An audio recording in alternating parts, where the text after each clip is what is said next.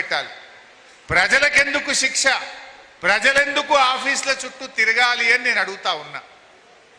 ఇలా ఒక భూమి రెండు భూములు కాదు, లక్షలాది మంది ప్రజల ఆస్తులను రాత్రికి రాత్రి నిషేధిత జాబితాలో పెట్టి ఇలా కంటి నిండా నిద్ర లేకుండా చేసినారు. ఇవాళ ఎంతమంది మాట్లాడినారు? చాలామంది, తమ్ముడు విజయ్ కానీ, చంద్రశేఖర్ కానీ, శ్రీనివాస్ కానీ, వరప్రసాద్ కానీ, బాలరాజు, రుక్మిణి, సతీష్ రెడ్డి, అరుణ, రవి, అదేవిధంగా నరసింహరావు గారు, సిద్ధిరాములు గారు, ఇట్లా చాలామంది మాట్లాడారు. వివిధ కాలనీలకు చెందినటువంటి వాళ్ళు.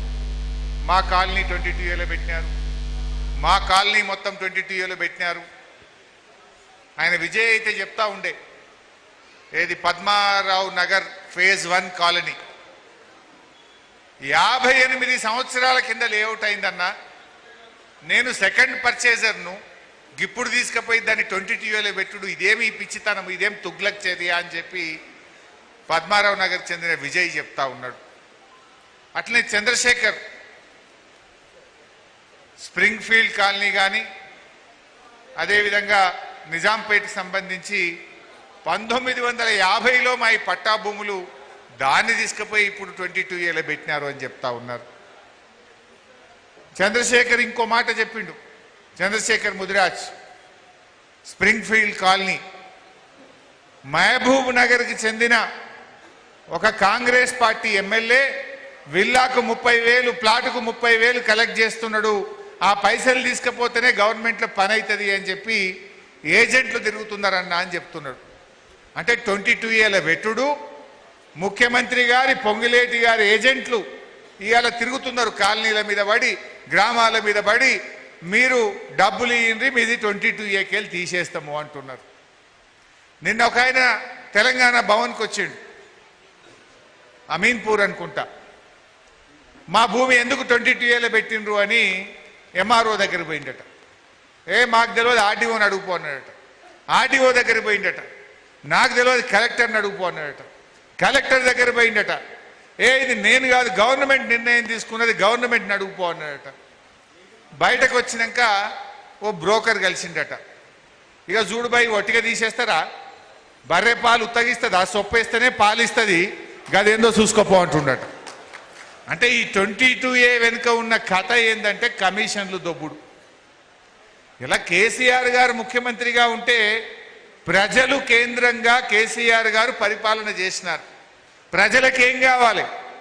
మంచినీళ్ళు కావాలి, నిరంతరాయంగా కరెంటు కావాలి, ఆడపిల్ల పెళ్లికి కళ్యాణ లక్ష్మి కావాలి, బిడ్డ కాన్పుకు పోతే కేసీఆర్ కిట్ కావాలి, పిల్లలు చదువుకోవడానికి గురుకుల పాఠశాలలు కావాలి, ఫీజు రియంబర్స్మెంట్ పథకం కావాలి.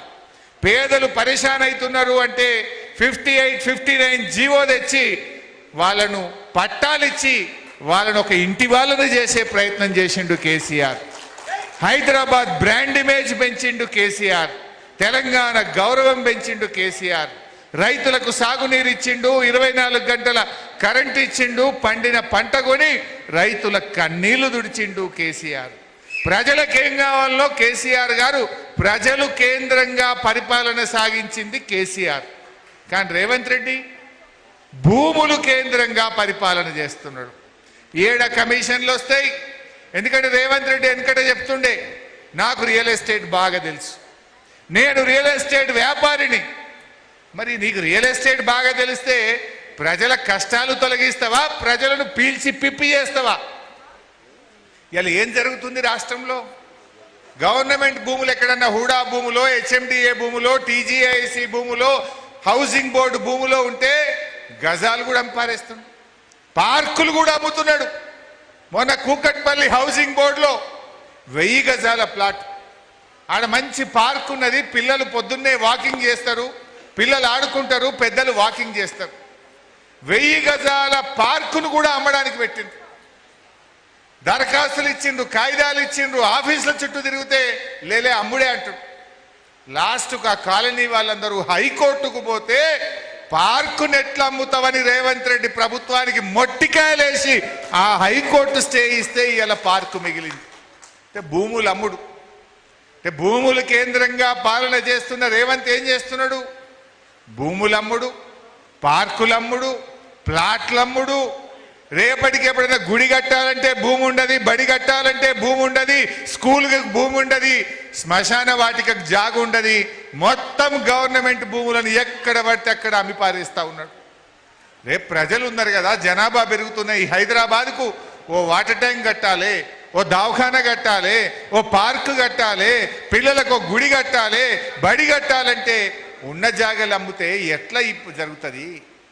బొందలగడ్డకు కూడా జాగలు లేకుండా చేస్తావా రేవంత్ రెడ్డి? మా క్రిస్టియన్లకో, మా ముస్లింలకో, మా హిందువులకో ఎక్కడైనా బొందలగడ్డ కన్నా ఇంత జాగ ఉండాలన్నా వద్దా? గజాలు అమ్ముతా, ఎకరాలు అమ్ముతా, కనబడ్డ భూములు అమ్ముతా అంటే ఇది ఎక్కడి పద్ధతి అని నేను అడుగుతా ఉన్నా. ఒకవైపు భూముల అమ్మకం, మరొక వైపు ఏం చేస్తున్నాడు? అసైన్డ్ భూములు. నాడు కాంగ్రెస్ పార్టీ ఏం చెప్పిందంటే ఎస్సీలకు, ఎస్టీలకు, బీసీలకు మేము రాగానే పట్టాలు ఇస్తాం, మీకు భూమిని అమ్ముకునే హక్కులు కల్పిస్తామన్నాడు. ఏమైంది రేవంత్ రెడ్డి? 34 నెలలైంది నువ్వు వచ్చి, దగ్గర దగ్గర 3 ఏళ్ళకి వచ్చింది. నువ్వు పట్టా ఒక్కరికి కూడా ఇయ్యలే. ఇవాళ 1,00,000 ఎకరాల ఎస్సీ, ఎస్టీ, బీసీల అసైన్డ్ భూములు లాక్కొని వ్యాపారం చేస్తా ఉన్నాడు. టీజీఐఎస్సీ ద్వారా ఎక్వైర్ చేస్తున్నారు. అడ్డికి పావు షేరుకు పాపం ఆ దళితుల దగ్గర భూములు లాక్కొని ఇవాళ కమిషన్ల పేరిట పెద్ద ఎత్తున కమిషన్లు తీసుకొని బడా బడా పారిశ్రామికవేత్తలకు ఇవాళ భూములు కట్టబెడతా ఉన్నారు. 1,00,000 ఎకరాల ఎస్సీ, ఎస్టీ, బీసీల భూములు లాక్కున్నాడు.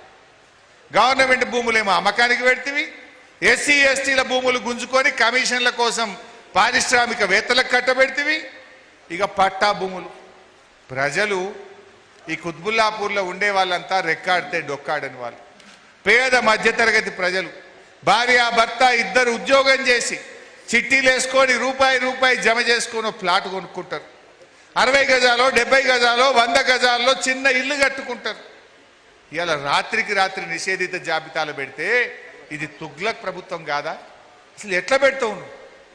నీకెవడో హక్కు ఇచ్చిండు? ఇప్పుడు రక్షకుడే భక్షకుడైన వేళ అంటారు.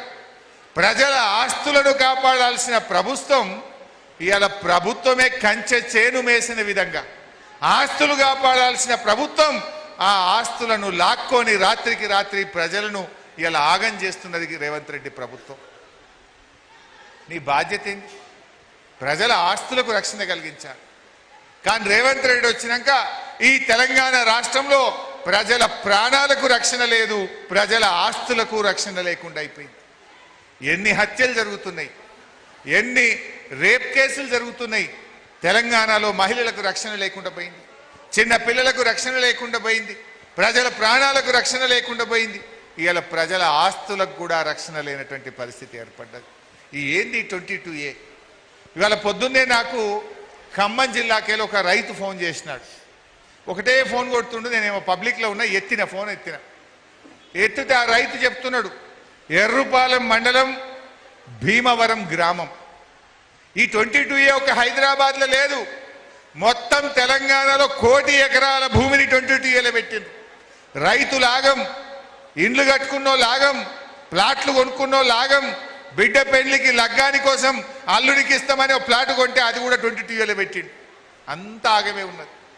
ఖమ్మం జిల్లా ఎర్రుపాలెం మండలం భీమవరం గ్రామం నుంచి పొద్దున్నే ఒక రైతు ఫోన్ చేసిండు, అన్నా మా ఊర్లో 361 మంది రైతుల భూములన్నీ 22Aలో పెట్టిండ్రన్నా,